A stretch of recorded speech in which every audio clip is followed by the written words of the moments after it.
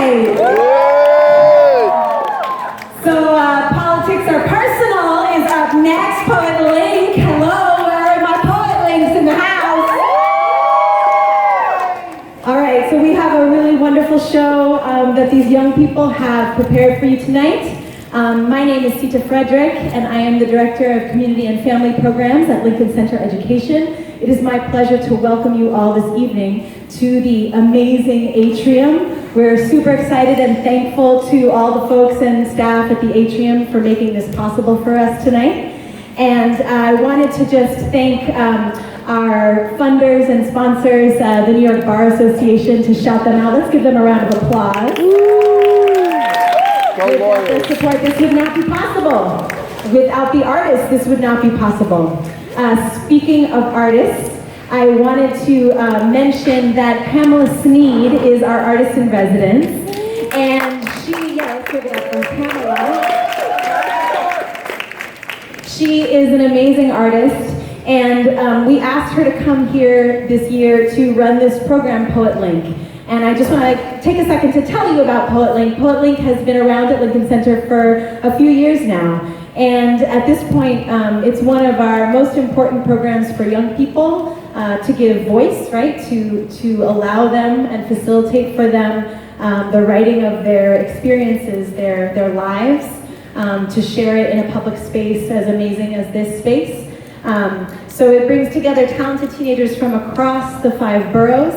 And we believe in creating this space to express their emotions, their vision of the world, their politics as personal, right? And PoetLinc, as you'll see tonight, combines a lot of different elements of spoken word, so poetry, hip hop, whatever they're going to throw at you tonight, which I think you're going to see is going to be amazing.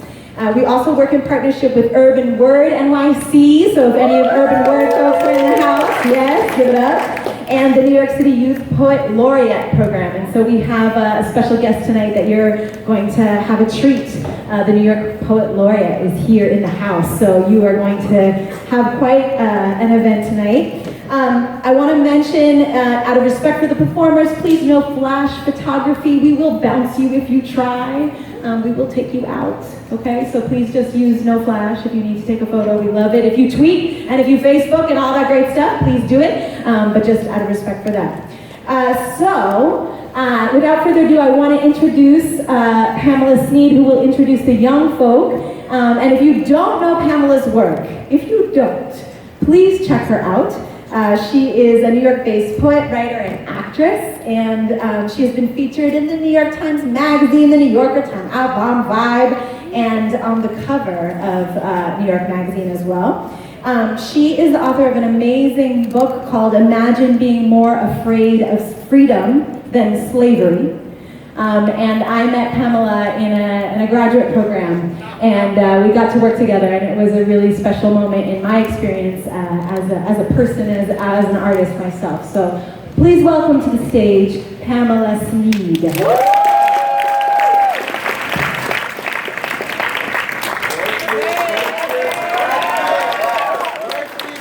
want to hear my poets out there. I want to hear the people. So anyway, welcome everybody. Welcome to our program, Politics Are Personal. This is a really, really, really special show. The students made this show. They wrote everything themselves. We worked for about 10 weeks and we had about 20 sessions. And you're going to hear names like Audre Lorde. You're going to hear lines from her. You're going to hear inspiration from Sekou Sundiata. It all depends on the skin. It all depends on the skin you're living in. So you're going to hear all of that. It's a wonderful, wonderful program. We came together. We didn't know each other. And basically everyone got to know each other. And we've become a family. Some of the things that we talked about are freedom. We've talked about revolution, we've talked about home, we've talked about Nikki Giovanni, we've talked about Shirlene McCrae, we've talked about Amiri Baraka, we've talked about Donald Trump, we've talked about the crisis that we're living in, and these are some of the most talented poets that I have ever worked with, and I'm really proud of them. And so I want to say thank you to Alana Benoit Did I say your name right? Yeah. Okay, so Alana is the new head of PoetLinc, right? So there's Cedra Frederick, and then there's Alana, and both people have been fantastic. And there's a lot that goes into making a show like this, and so it's not just the poets, but it's everybody who brings it together. So I really want to thank Alana for coming on, and I want to thank Steve. I want to thank Saray, who's with us in every workshop, and was away at a poetry slam. I want to thank Viviana. I want to thank Mira at Lincoln Center Atrium. I want to thank Godfrey, the technical director. I want to thank the DJ, Reginald. So everybody has really worked to bring this show together. I'm incredibly proud of it. I want the students to just have a lot of fun up here, and I want you guys to give them lots of support. And it's very rare you can go somewhere and see something that somebody made and they're also performing for you. So that's my story.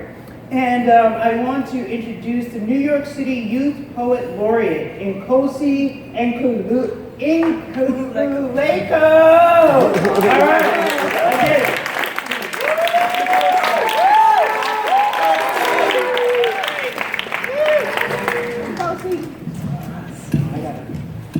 On the short side. So my name is Nkosi Nkululeko, and I'm the 2016 Youth Poet Laureate, and this is an annual title that is given to one poet, and they have also New York City Poet Laureate ambassadors who are also going around the different parts of the city to share their voice and talk about politics, culture, racism, sexism, whatever it may be that is striking their attention, that is grasping their attention today. So yeah, it's a great program that you definitely need to check out. So I'm going to be sharing a couple of poems. So before I get into them, because I'm going to just go straight through them back to back, I'm into music a lot, jazz. And so the first poem is dealing with this jazz group called Art Blakey and the Messengers, if anyone knows about them. And then the second poem is dealing with Nina Simone and her song Feeling Good. So here we go. As before. It has been done 100 times over, the bulbous head of a stick beating against the white face of a snare drum. This was all that could be done about race back then. Art Blakey and the Messengers once played their rendition of Moanin'. Dun, dun, dun, dun, dun, dun, dun, dun, dun. The song could have been a verb, when a body lived inside another body, when the moon was bright enough to rake the shadows off their backs. Or moanin' could have been a noun, a thing that leaves the mouth to become a note edged into a casket.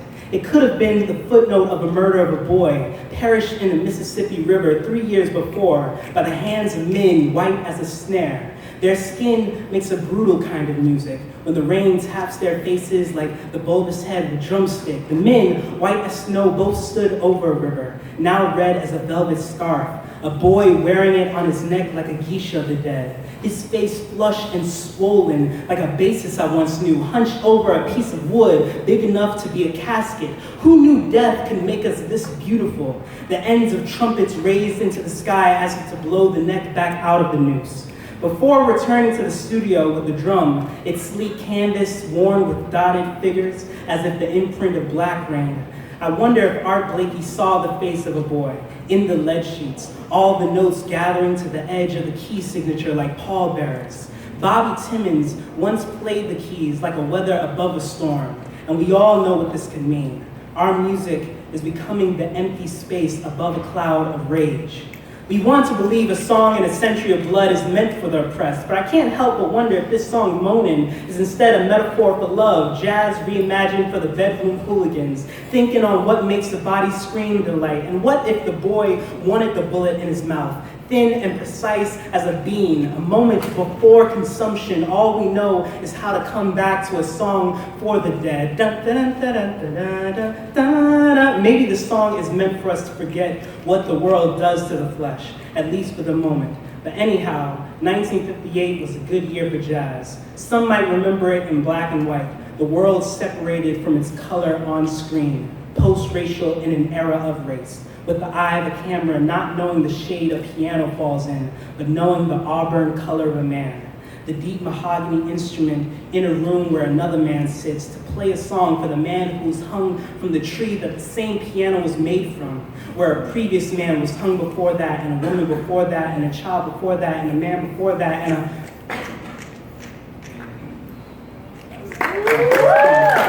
And last poem, but not least, from Nina Simone, Lord, I dream of Nina behind my eyes.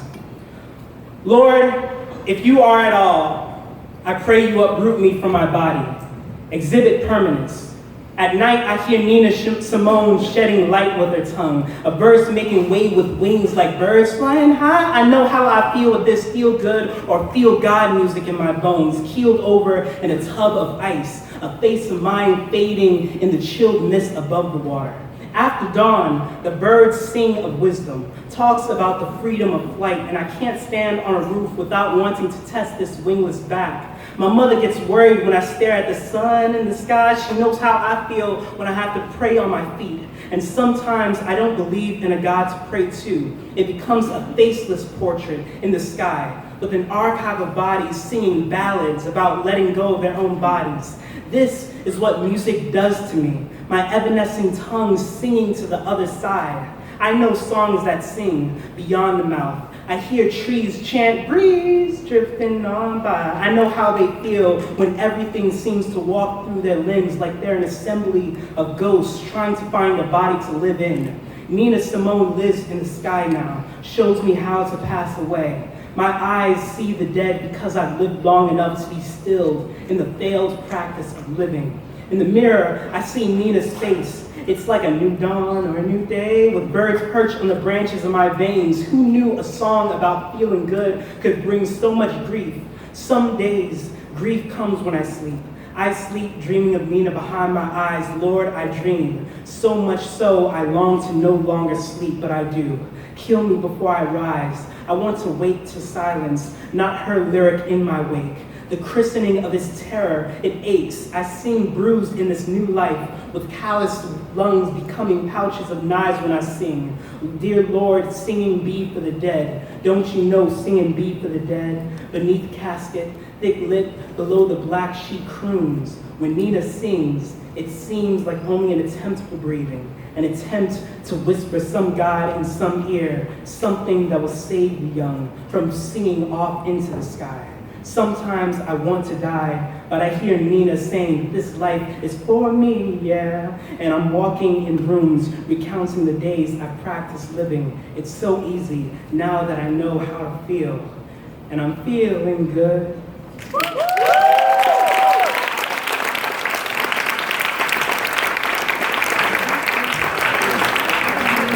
right, everybody, bring it on. Welcome to PoetLinc 2016.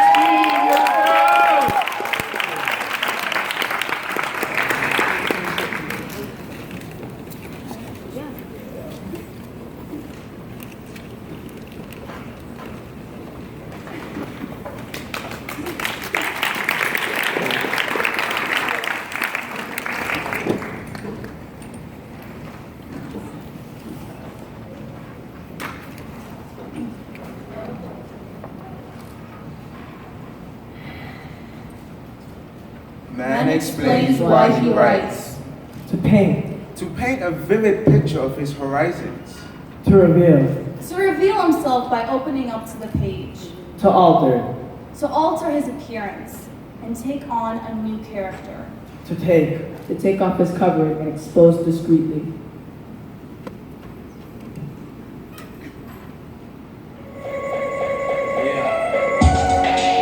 Thank you, far too kind.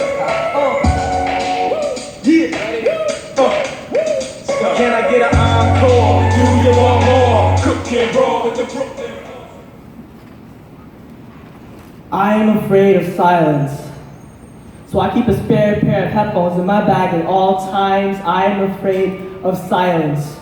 My cell phone dies. I am afraid of silence. So I take a notebook out and a pen. I am afraid of silence. I am afraid of silence. I am afraid of silence. I always transfer trains at Times Square knowing there will be music there. I am afraid of silence. My hand hurts so much from writing. I am afraid of silence. I am afraid of silence. I am afraid of silence.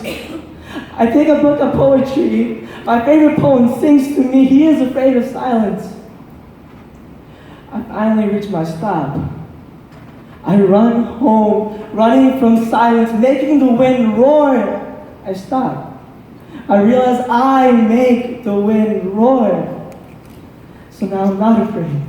I will stop running from silence.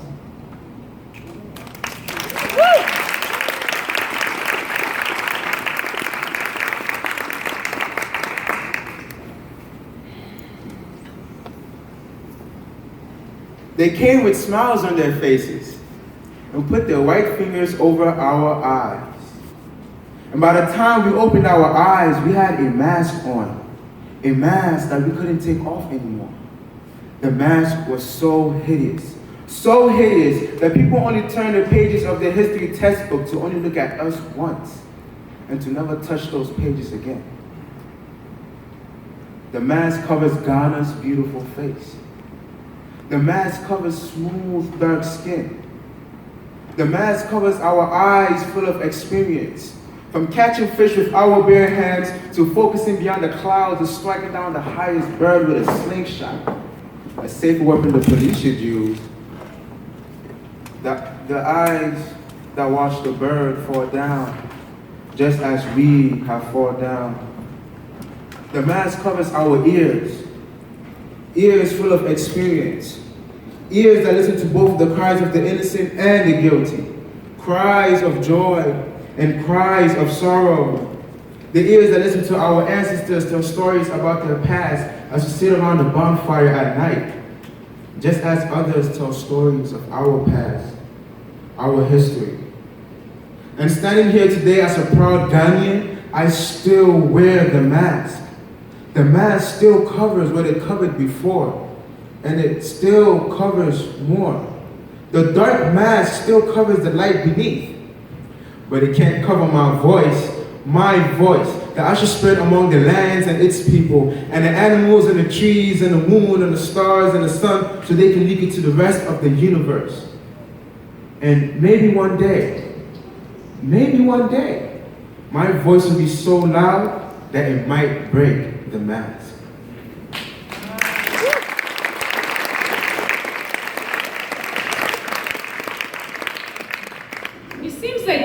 It seems like every time I wear red, I have something taken away from me.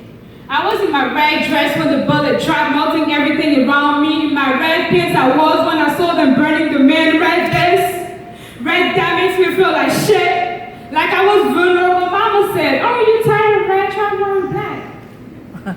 How can I be tired of something I am, something I breathe, something I sleep? I'm red, coward, and vulnerable. That will not be successful in life, she said. She into read these words in my mind that bleed every time I want to give up. They're insuccessful, Mama. How can I break this beautiful bond that was created since the first day? This bond is not breakable. It is not a mirror.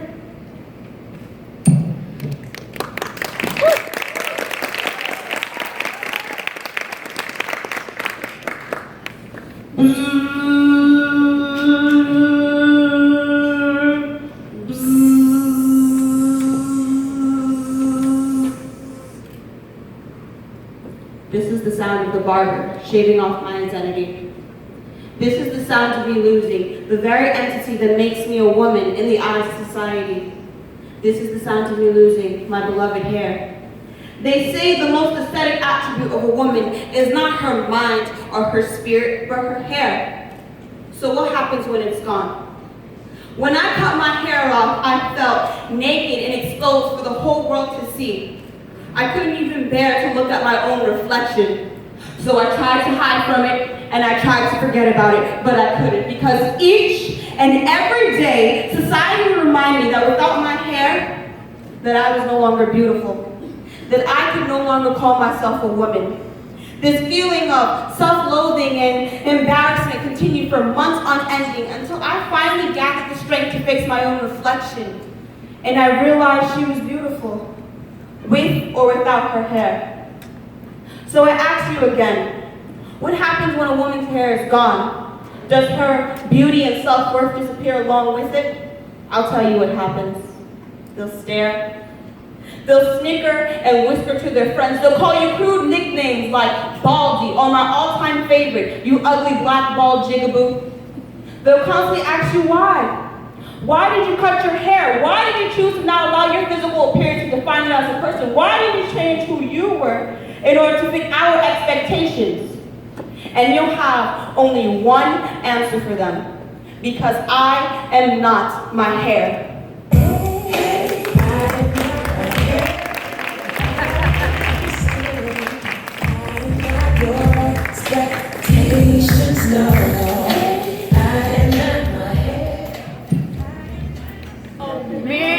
Oh man! Enter white male.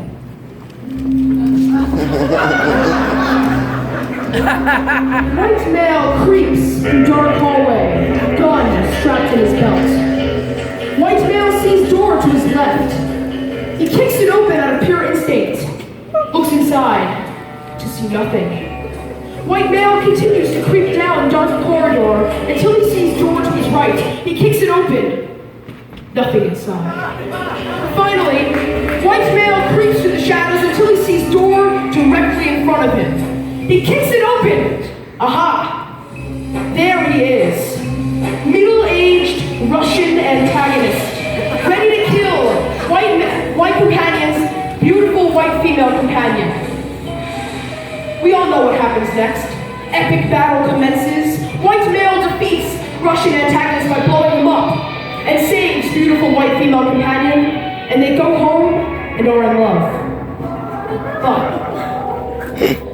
But I was thinking maybe we could have black male saves white girl, or white girl saves Asian girl, or Asian man saves Indian man, or gay Indian man saves and falls in love with Asian transsexual girl after defeating crazy pansexual romantic white person. or we could just paint all the actors green or something. So that doesn't even matter. It could be like some intergalactic super space spy movie where race and gender and sexuality have no role. So what do you think, Mr. Producer?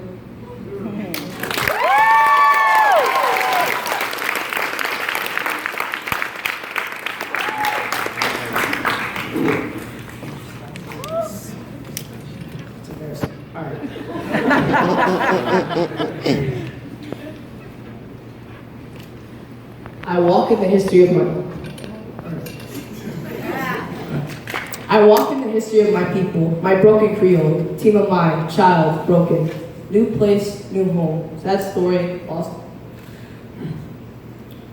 I live to survive. I am the predator, scratch that. I am the prey. I am the hunted, the statistic that we are being treated like rubble. I am a building ready to collapse, ready to crumble. I believe in the survival of the fittest.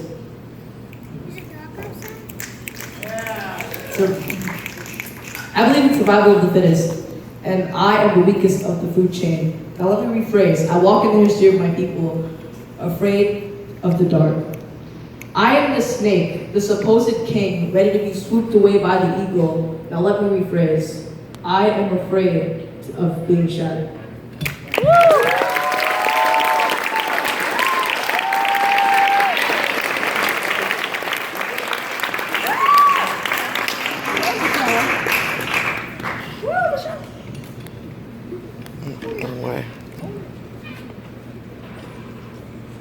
We were never meant to survive, says my father. He is sitting at the dinner table. He has dropped his chopsticks. He is holding his hands up, palms out, a protest. He is in protest of an injustice he does not know the name of. He is making five-figure sums despite not having gone to high school, despite living in a country whose language still clatters like marbles in his mouth, and I am his daughter in protest. Despite being Asian and girl and being accustomed to having silence vomit from my mouth, despite being taught respect like it was the steel holding my spine, I am in protest of what he is in protest of. We were never meant to survive, says my father. Another black man falls with a bullet in his chest. A cop is convicted of second-degree manslaughter, but unlike the other ones who were tried and not indicted, this one has a yellow face. This one could be my older cousin. This one could be my brother. This one could be the sons of all the fathers and mothers who ever came to carve out a better life for their children. A black man has been killed. A black father has been killed. A black son has been killed and a Chinese son is convicted. My father says we were never meant to survive. To be Chinese in America is to eat bitterness like it is the air necessary for our survival. It is to struggle in silence and achieve a success sweetened only by the strength of our own wills. When a yellow cop kills a black man, it is not so simple as cop shoots man. It is not so simple as a misfired gun. My father says we were never meant to survive, meaning we have been silent for too long and our limit is near. This is not a matter of race. This is a matter of survival, meaning our sons first, meaning remember where you came from. Remember who your people are. But when someone the same shade of skin as Yellowface's daughter shoots and kills the shade of skin too often slain, Yellowface's daughter will scour the internet and read 23 articles, searching for the right answer. Because Yellowface's daughter knows of the blight of police brutality and the persecution of blackness. She knows the dangers of only looking out for people of her own skin color, and she remembers that it was her father who taught her kindness. My father is always there to pick me up and drive me home. He's the kind of person who gives and keeps giving even when he doesn't always receive. He's the one who tells me, smiling wide, that the first time he saw me, I was only this big. And now I am this big. And he says he will miss me when I leave for college. My father is the one who taught me that kindness is just a simple thing a human being could do, and that is why the first time I talked to my father about Akai Gurley and Peter Liang, I cried. Because for a second, I didn't know who this man was, this man who said we were never meant to survive. Because for a second, I thought that I had lost my father. I am Yellowface's daughter, who still believes in the existence of justice, who still believes in the possibility of change, who still thinks that when a Chinese man shoots a black man, it is wrong, and who still and always will love her father.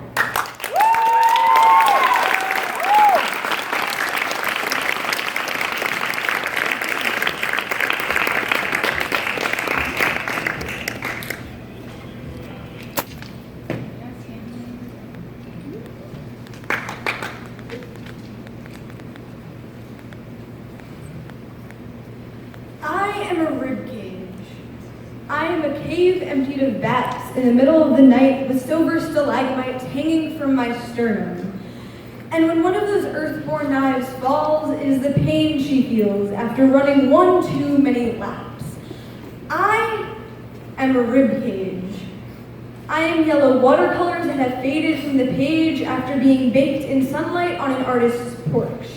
I am that lamp in her grandparents' basement that is too decrepit to fill the room with light but can still fill it with beauty. I am a rib cage. I keep her heart in when she feels like it is about to beat out of her chest, and I protect it when her mind just isn't brave enough. I am a rib cage. I am a ladder of bones that support the rolling sobs that travel up her diaphragm and crash into a soapy foam in her mouth. I am a rib cage. I am a nest for tone-deaf songbirds. I am a rib cage. In a parallel universe, I am Georgia O'Keeffe's favorite subject. I am not related to Nick Cage, I promise, but Nick Cage's rib cage is related to me.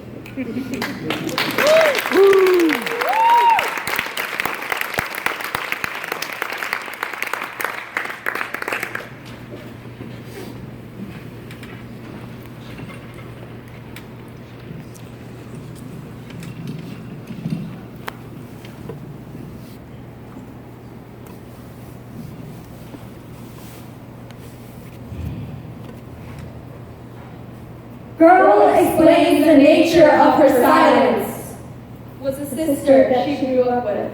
It was the fist that shoved its way down her throat.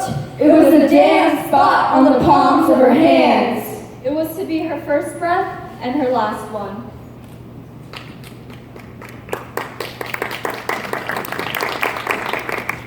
My first instinct was to have a silent voice. Every time I was spoken to, air would replace my words, and on a constant cue, someone would apologize for my unfortunate personality. Whenever I went to public events, I would automatically fall silent under the beaming eyes. I'd fall silent under the thought of beaming eyes.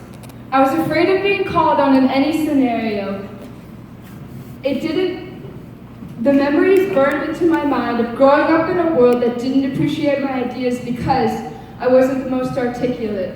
It didn't matter if what I was saying was valuable, because the real test is if you could get up and say it without flinching. There seemed to be no place in the world for someone like me, but then I began to realize that everything I had been taught was wrong, because quiet had never equaled feeble. You could still have a loud voice, a loud opinion, even if your first instinct is not to stand up. And now I can raise my hand.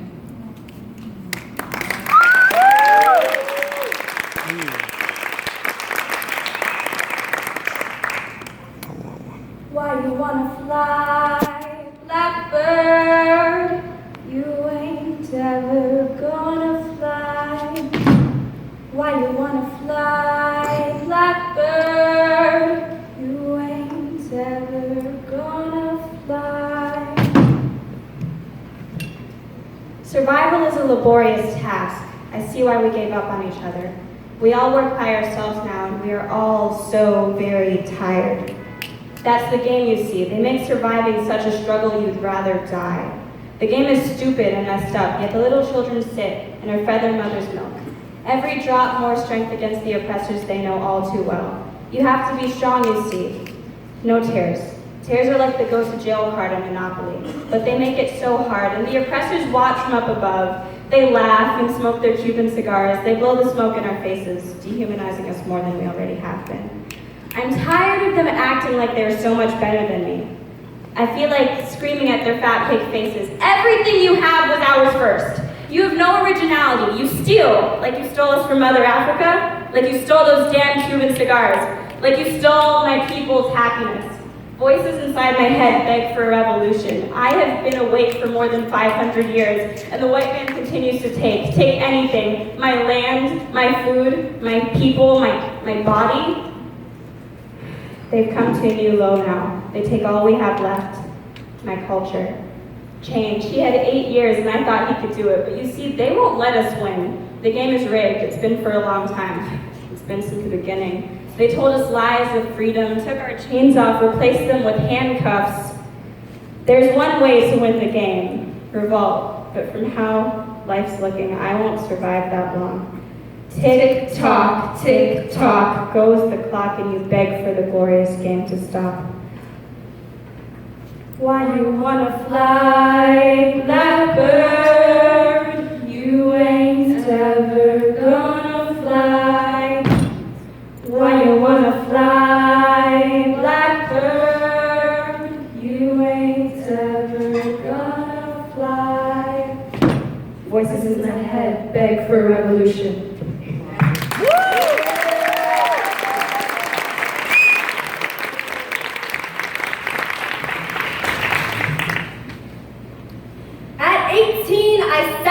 Table. My ears were wide nets. I listened as the white male teacher across from me asked in bitter, joking tones, why do these people come into my neighborhood tearing down beautiful houses, then go on to build ugly new ones so close to the sidewalk? These people, my people, houses tear down ugly, I could only nod. My words and mine too parched to be let out of thirst before they got to exist. His words lived in me, existing as a blade slicing through a delicate, thin neck each time I backtracked.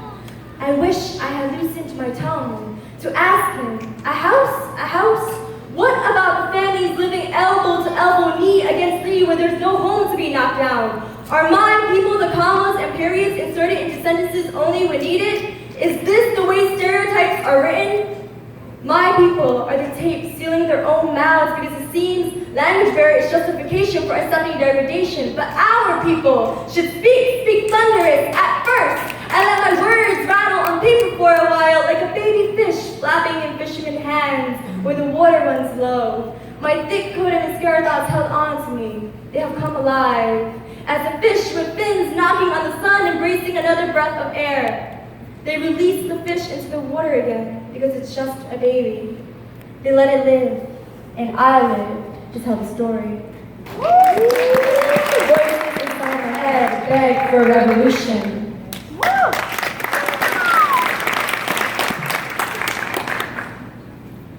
Now to talk about change, let me first take you to my homeland. Let me teach you to speak the language there, the sweetest language in all the world, fought for nearly 50 years ago, and in 50 more, the motherland to my mother's tongue will become a lost Atlantis nation beneath the ocean. So let me tell you a poem. Ek takobita tamakaboni. Poshana to me. Shono.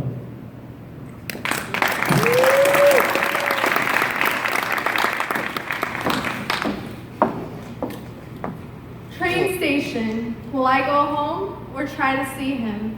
Talk things out or make it official that I'm leaving? I know what's best for me, and today I've learned why I become so attached to you. So accustomed to being a slave that I push myself back to this corner every time. Shackled within your grasp, letting you control my mind, my body, and my soul. Afraid of my potential and the vast space it can take over. Afraid of freedom, because I'm so used to being trapped in this minuscule corner. If I break free, will the depths of society consume me? Or will I make it? Fly over horizons that I've never even stumbled upon.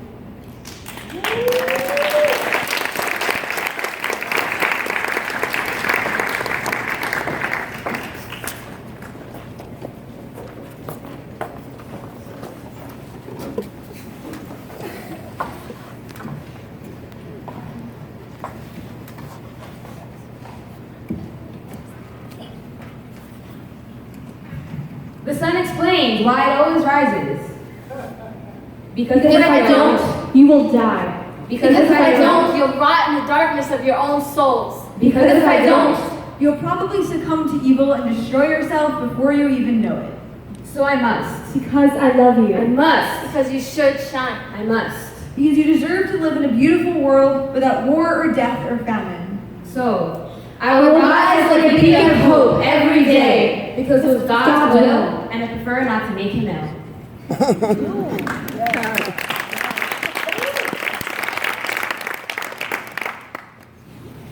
In 2 years' time, I'll have the words L'chaim inscribed on my ribcage as a form of remembrance for my ancestors, whose names were replaced with numbers branded on their wrists.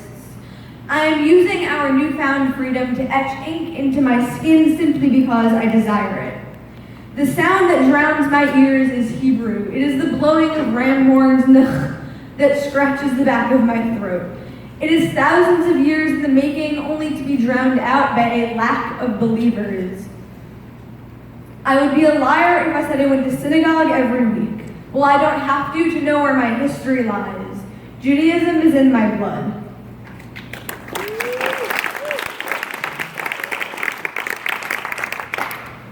We are learning to be afraid with our mother's milk.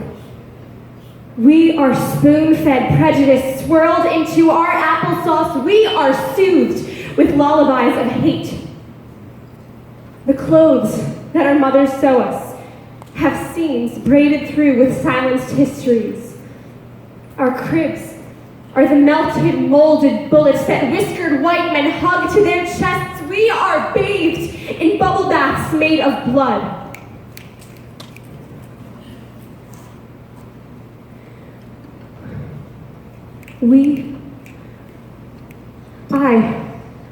I walk in the history of my people. My eyes are camouflaged among millions of others squinted in paranoia, flaming with the fear of a second Holocaust. Lagging behind me is the shadow of my great-grandfather, the butcher from Chernovitz, murdered because he refused to serve non-kosher meat.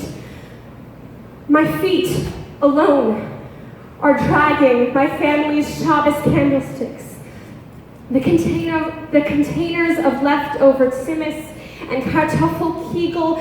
I am leaving purple marks on my ankles. I am dragging the bullets that wiped out a young family with one flick of a finger. Bullets heavy, like the fear of forgetting. I refuse to continue in the path of fear. I will tell my children stories of leftover Zimis and Kartoffelkegel, of Mama benching Shabbos lift, and Tati pointing out the rainbow of people and telling me that we are all the same. I will encourage them to paint their walls black and to wear pink polka-dotted tuxedos. We are the ones that can make it count. Let's breed a colorblind generation. Let's write a new history of people.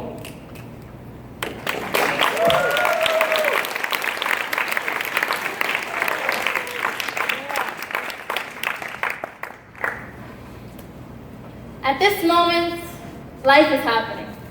The future is unraveling right here, right now. What are you going to do with it? Wait, stop. Don't stop. Don't waste another precious second. I know you think you're going to get another in the next, but what if you don't? What if you do? What are you going to do with it? How are you going to utilize it? Wait, don't blink, don't think about it too much.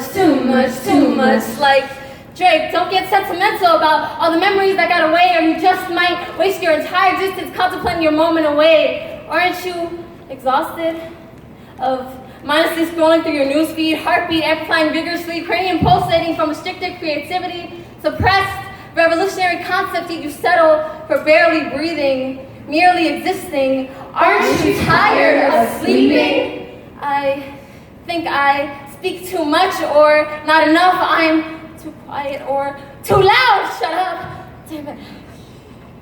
Control yourself. Don't let them know what you're thinking. They will only misinterpret or neglect to appreciate your intellect, manipulate you into believing you are unworthy of speaking. We've all heard the voices of other people in our brains, you and I both, but what about your own? Listen to it. What is it telling you to say? That's it! Enough! Don't tell me how to live my life. Don't worry about what I'm doing. It doesn't concern you. Leave me alone. You aren't worthy of taking up a space in my brain. Go away. I'm sorry. No, I'm not. Life is too short for apologies. I can't hear myself think, let alone speak. I keep telling myself, shut up! Shut up! Remain low-key. Shh. Be quiet. But please, say something. Let them know you exist. This silence is deafening, and it will not only be the death of me, but all of humanity. This is your moment. Don't you ever doubt it.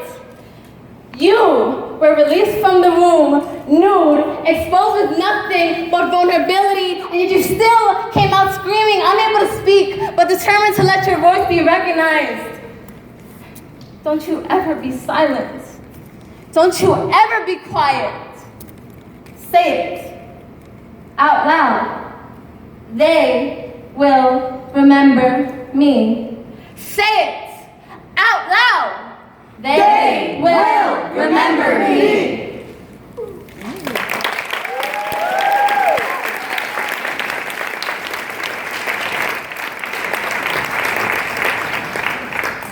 I hold the bottom of my red and blue striped shirt. I grip it. The other hand turns pink with pressure. You're wrong, I yell at them, but there's no discussion. You're wrong, I yell. They hear my voice cry out, and their fat necks turn. They see me. Their eyes grow wider. You're wrong, but I couldn't help but unmercifully believe how incorrect, false, flawed, mistaken, and simply wrong they all were. I saw their posters. They stated pro-life, and all I could think of is why are all the men protesting?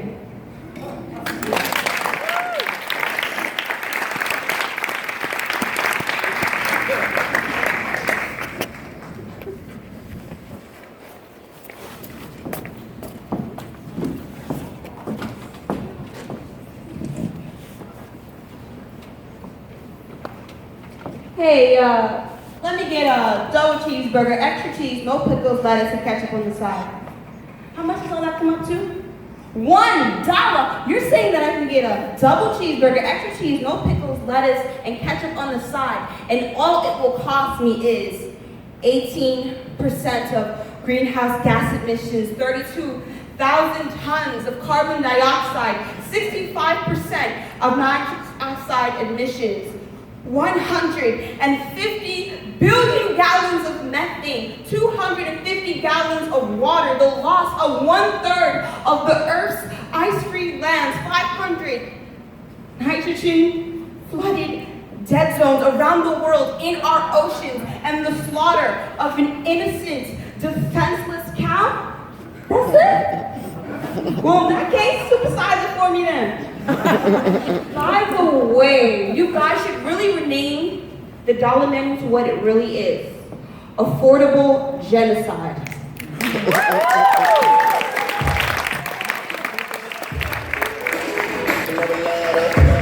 You ain't know now, you know now. Staring at the subjects with a toothbrush. Still playing my own show. It's like the police asking us questions. We don't know. Bless. I'm just flexing.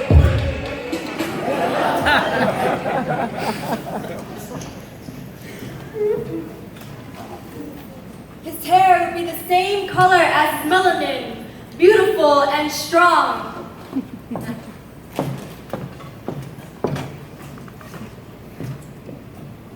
Resisting any white comb that wants to run it over. And he would have a fade on the side, so the design looks like a map of Africa. If Donald Trump was black, He would prefer to eat chicken instead of other people's dignity.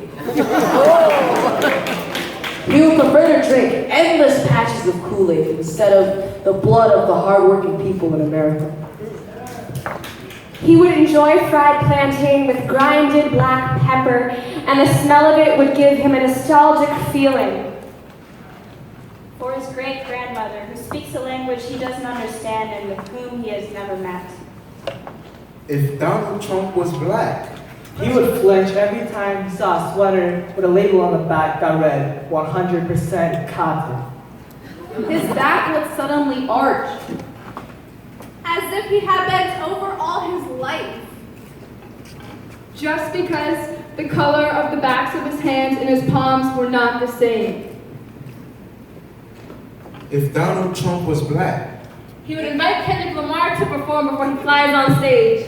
Perform a song by Maya Angelou and Intentionally wear a fuzzy warm sweater with an ivy cap and beads around the neck that had the colors of the beautiful flags of Africa, just like Amiri Baraka did. If Donald Trump was black, if Donald Trump was black.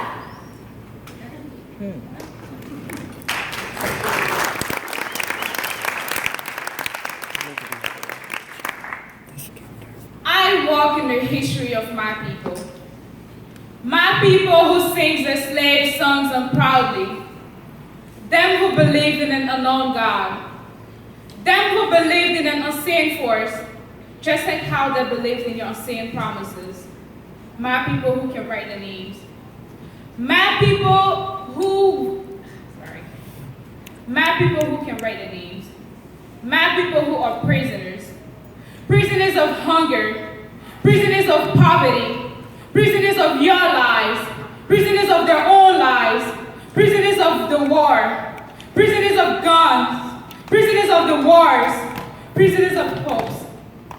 My people who walk some miles of kilometers to get water for their babies on their back. My people who can sing their slave songs proudly. The one God made first, the black queen, the creator of life, the woman with graceful smile that enlightens the sun, the woman who walks miles of kilometers to get water their babies on their back, the woman whose strings were beautified, just like how Jesus smiled on the cross, the woman who walks miles of kilometers to get water their babies on their back, the women who are strong, stronger than thousands of men put together. The girls who are not given a chance to get an education. The girls who get married at a young age. The kids who laugh, who play, who run, who walks with no shoes on, with no clothes on, with no food on, with no education on, with no future on. My people, them who did not know the road to the hospital or when they're dead, they never return back to their families. My people who sit to tell their own stories. I walk in the history of my people.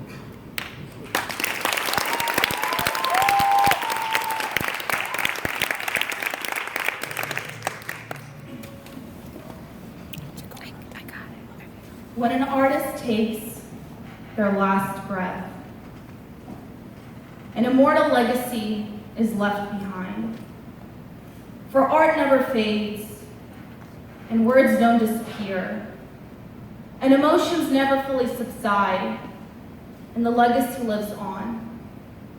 An immortal legacy that is born with each and every artist and thrives on, feeding off every negative remark and expanding across the horizon with each and every sound. Years and years of talking through the written word, the spoken word, the word of poetry. Having poured away love, mistakes, regrets, misjustice, emotions, thoughts, and most importantly, the voices of the artist themselves. In the blink of an eye, through the echo of a fading pulse, an artist takes their final breath.